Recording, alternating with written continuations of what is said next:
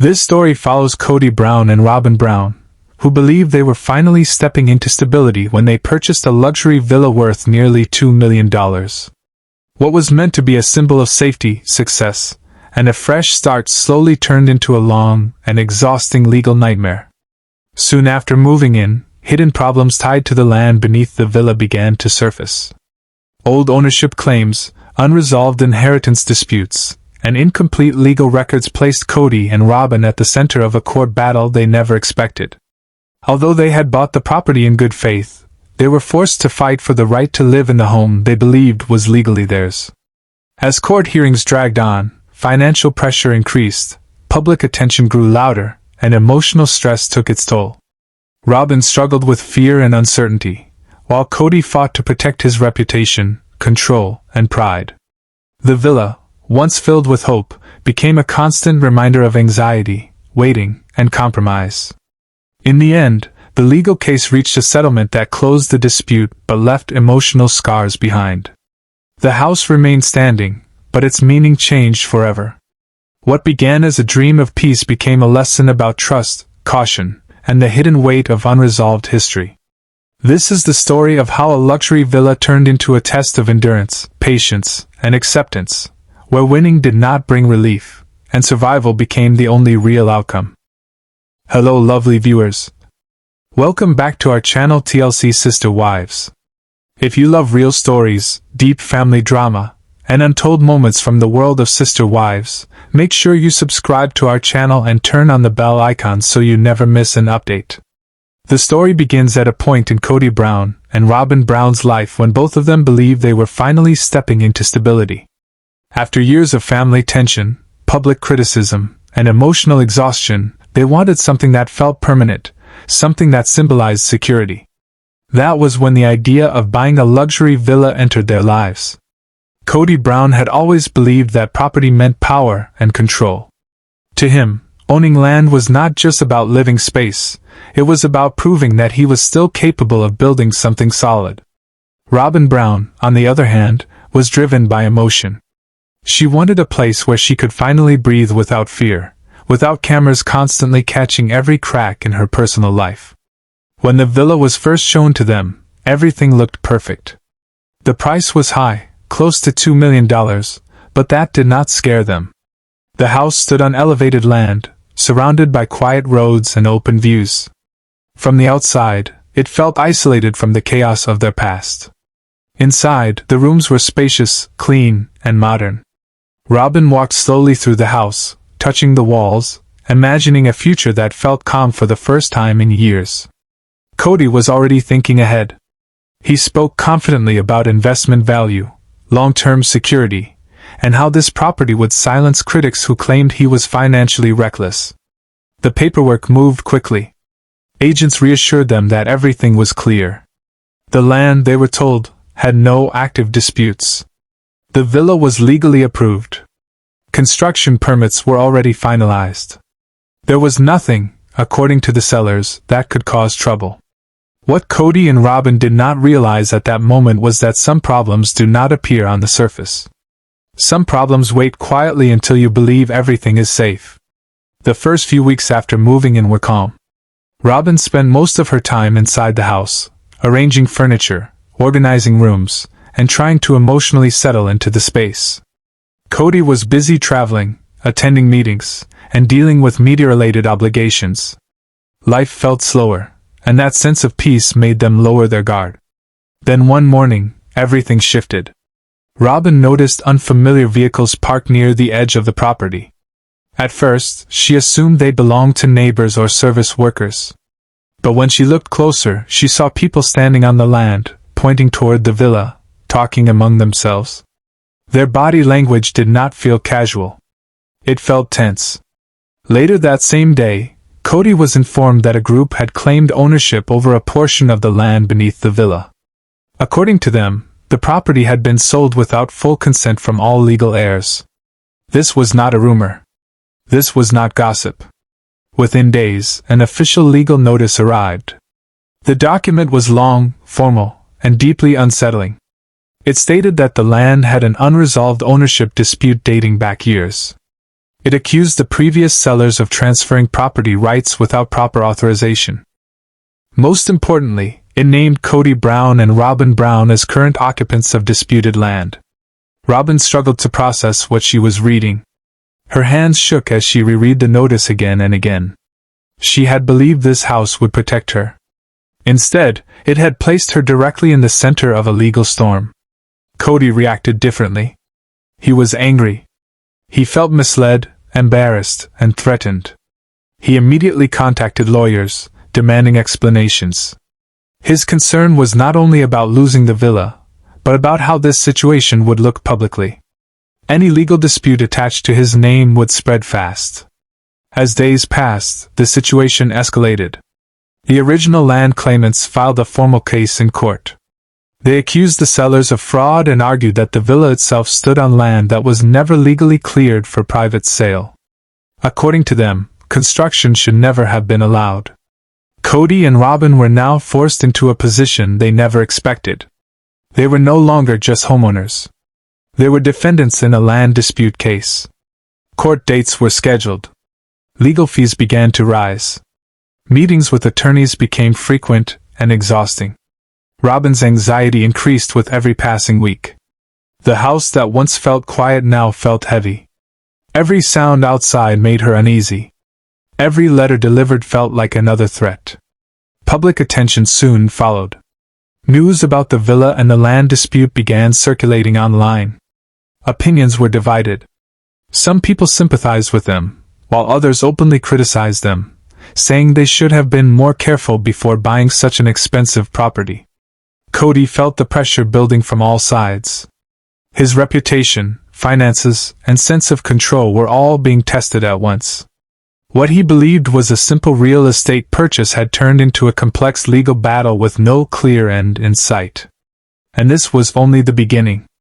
The court process moved slowly, but the emotional weight on Kody Brown and Robyn Brown increased every single day. Each hearing brought new documents, new arguments, and new uncertainty.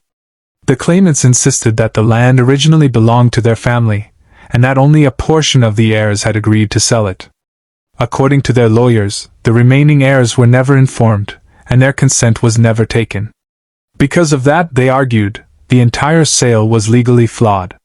Kody sat through these hearings listening carefully, but inside he felt frustration growing.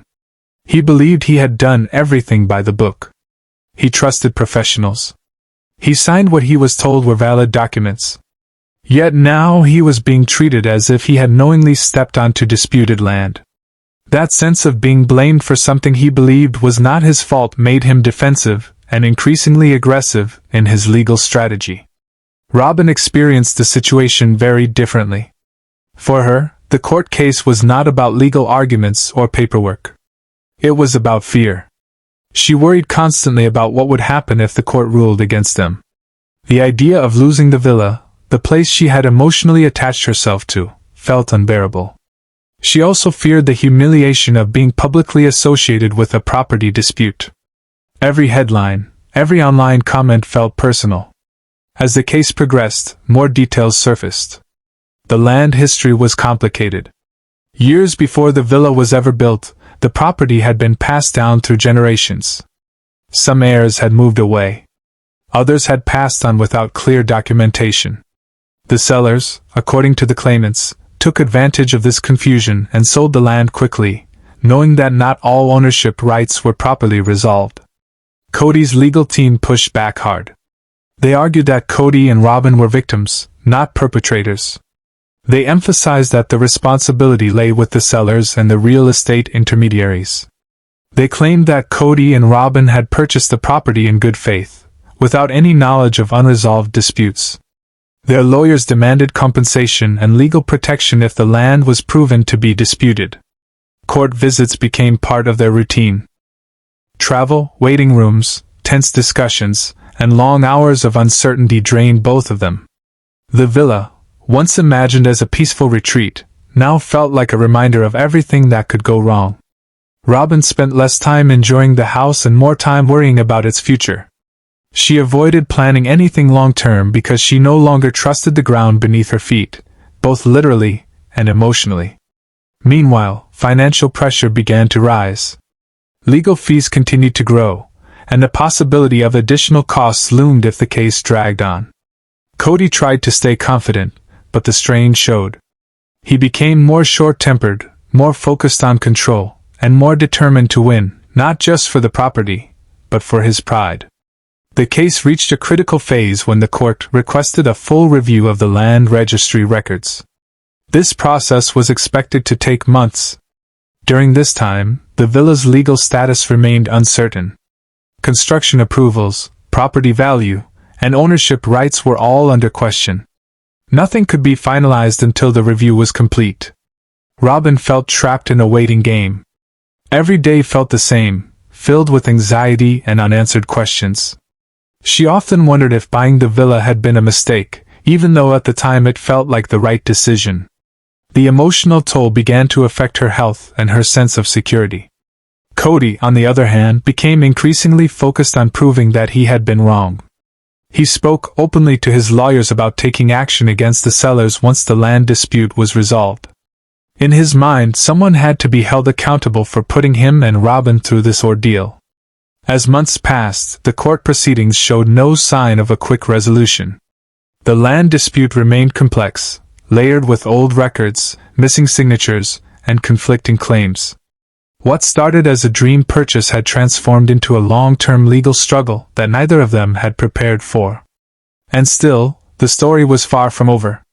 As the legal battle dragged on, the silence inside the villa became heavier than any argument heard in court. Days passed where nothing happened, and yet everything felt unstable. Robyn spent long hours alone, sitting in rooms that once felt warm but now felt temporary. She stopped decorating, stopped making changes, as if any attachment might make the loss hurt more if the court ruled against them. Kody tried to maintain control, but the pressure slowly reshaped his behavior. He checked updates obsessively, demanded constant reassurance from his legal team, and grew increasingly irritated when answers were unclear. The uncertainty challenged him in a way he was not used to. For someone who believed in authority and decision-making, being stuck in a process he could not speed up felt like punishment. During one of the later hearings, new testimony was introduced. A former associate of the original land sellers revealed that concerns about incomplete ownership had been raised years earlier but were never fully resolved. According to the testimony, those warnings were ignored in favor of a quick sale. This revelation shifted the tone of the case. It suggested negligence, possibly even deliberate concealment. Robyn listened to this from the courtroom benches, feeling both relief and anger. Relief because it supported their claim of being misled, and anger because someone else's greed had dragged them into this situation. She felt betrayed, not just legally, but emotionally. Trust, once broken, left a deep scar. Outside the courtroom, public discussion intensified. Some viewers began to sympathize more openly, recognizing that not all wealth protects against deception. Others remained critical, arguing that high-profile figures should take extra precautions. The noise made it harder for Robyn to cope. She avoided reading comments, but they reached her anyway, through fragments, through conversations, through the tension in the air. Financial strain became impossible to ignore. The villa's value was effectively frozen. Selling it was impossible. Refinancing was risky. Legal expenses continued to rise, and even though they were not in immediate danger of losing everything, the stress of constant outflow without resolution weighed heavily on both of them. At one point, Robyn quietly suggested the unthinkable. She wondered aloud if walking away might be easier than fighting endlessly. The idea stunned Kody. To him, leaving would mean admitting defeat. It would mean allowing others to define the outcome of his choices. The disagreement did not turn into a loud argument, but it created distance, a silent gap filled with unresolved emotion. The court eventually ordered mediation alongside the ongoing legal review. The claimants, the sellers, and Kody and Robyn were all instructed to explore settlement options. This introduced a new layer of complexity. Settlement meant compromise. It meant accepting that the dream villa might never fully belong to them in the way they imagined. Robyn felt torn. Part of her wanted closure at any cost. Another part wanted justice. Kody leaned toward confrontation, believing that accepting less than full ownership would validate the wrongdoing. Their differing emotional needs made the situation even harder to navigate. As negotiations began behind closed doors, nothing was certain. The villa still stood where it always had, beautiful and unchanged from the outside. But inside it had become a symbol of how quickly dreams could turn into burdens. The outcome was still undecided. The land dispute was unresolved. And the future of the villa, along with the peace they hoped it would bring, remained painfully uncertain. The mediation sessions stretched on longer than anyone expected.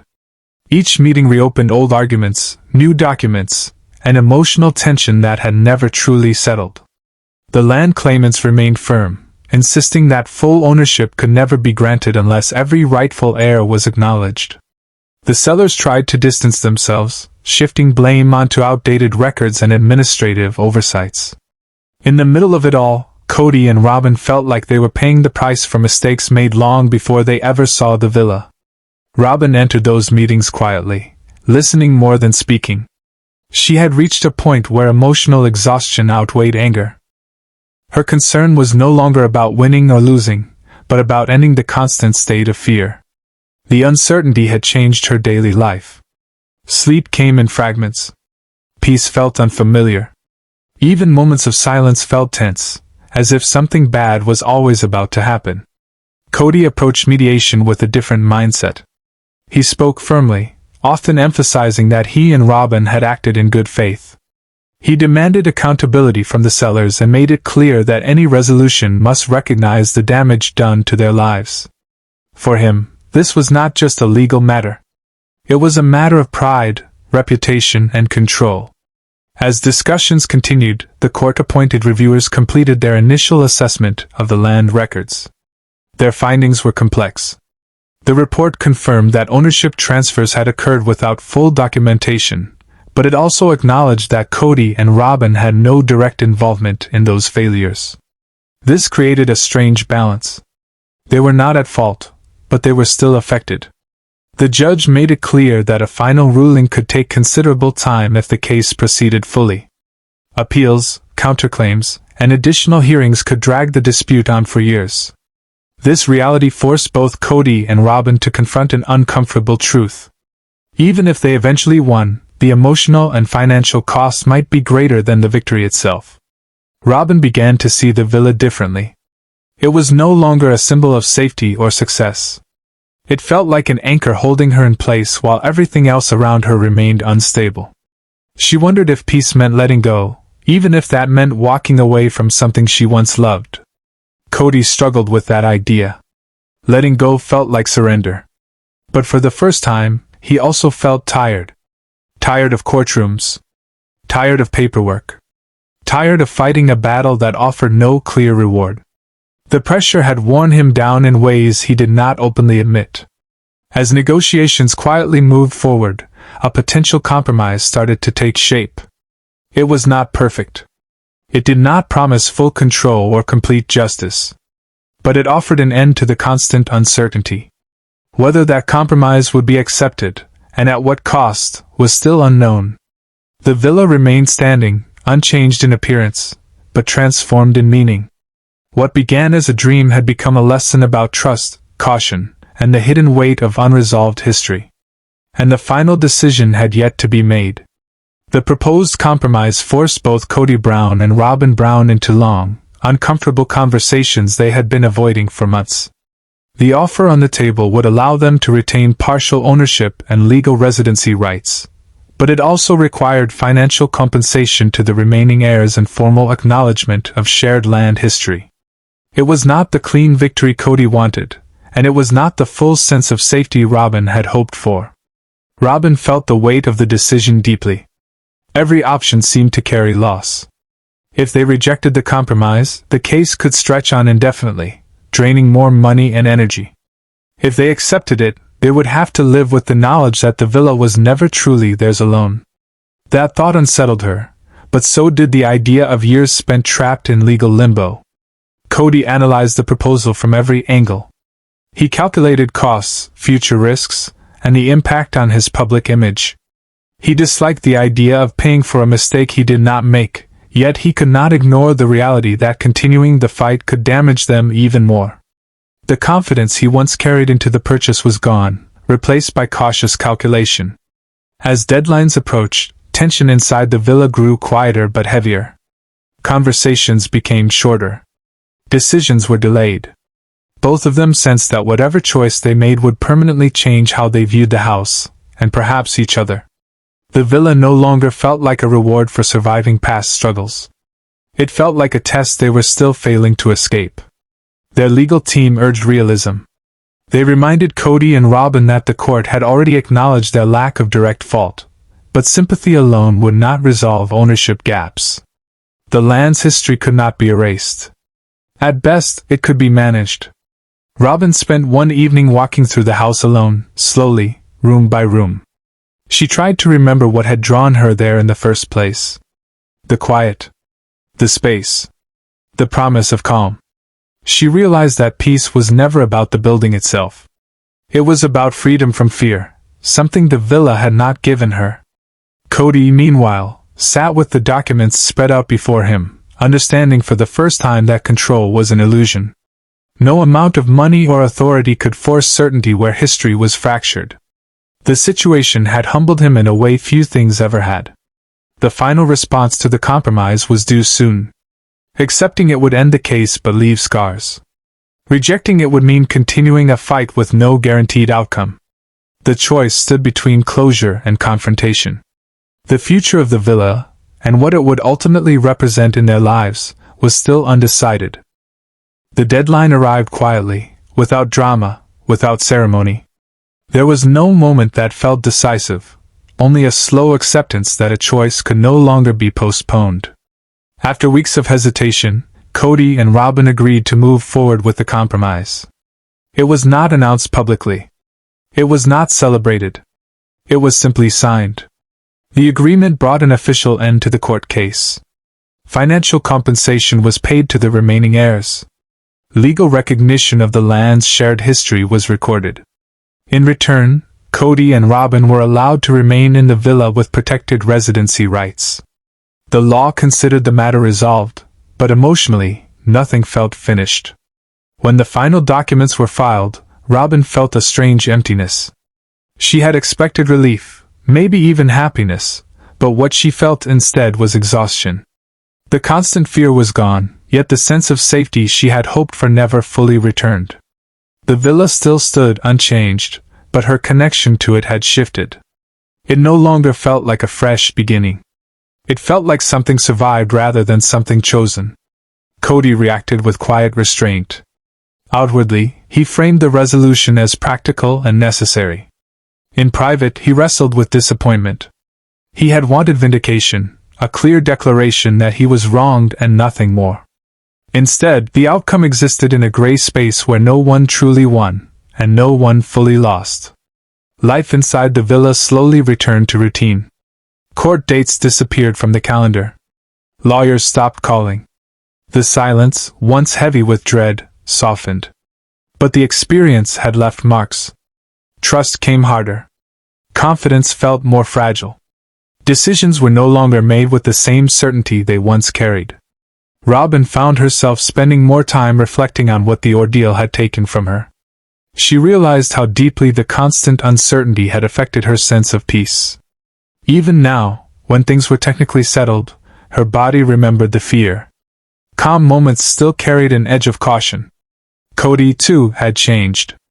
The battle over the land had forced him to confront limits he rarely acknowledged.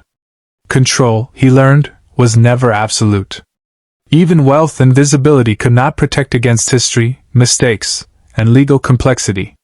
The villa remained part of their lives, but it no longer symbolized success or escape. It became a reminder of how easily dreams could collide with realities hidden beneath the surface. What once felt like a triumph now felt like a lesson written in stress, patience, and compromise. And although the legal story had ended, the emotional consequences continued quietly, shaping how both of them viewed security, ownership, and trust. Time moved forward, but the experience refused to stay in the past. Even after the legal matter was officially closed, the impact lingered in subtle ways. The villa no longer felt like a place to build dreams. It felt like a place to recover from one. Robyn noticed that she rarely spoke about the house anymore.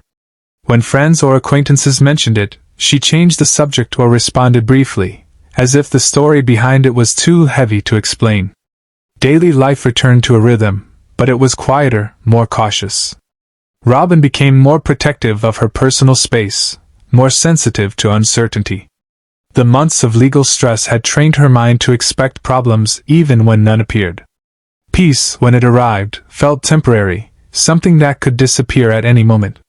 Kody tried to move on in his own way. He threw himself into other responsibilities, focusing on decisions that made him feel in control again.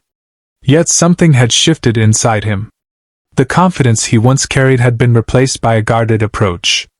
He questioned contracts more carefully, trusted less easily, and hesitated before making large commitments. The land dispute had taught him that certainty was fragile. The villa itself became quieter over time. Fewer plans were made around it. Fewer memories were created inside its walls. It stood as a structure they lived in, not a place they fully embraced. What once represented achievement now represented endurance. Occasionally, Robyn found herself replaying the early days, remembering how hopeful she had been when she first walked through the front door. That version of herself felt distant. The experience had changed how she understood safety. She learned that safety was not something a house could guarantee. It was something that had to be rebuilt internally, slowly. Kody also reflected, though less openly. He understood now that some battles end not with victory, but with acceptance. The outcome of the villa dispute was not the story he would have chosen, but it was the one he had lived through. And living through it had left him quieter, more restrained, and more aware of limits. The legal documents remained filed away, the case closed, the headlines faded. But the lesson stayed. The villa was no longer a dream fulfilled. It was a reminder that not every investment brings peace, and not every new beginning is clean. Their lives continued, shaped by the experience in ways that could not be measured on paper or resolved in court. What began as a search for stability ended as a chapter of hard-earned understanding.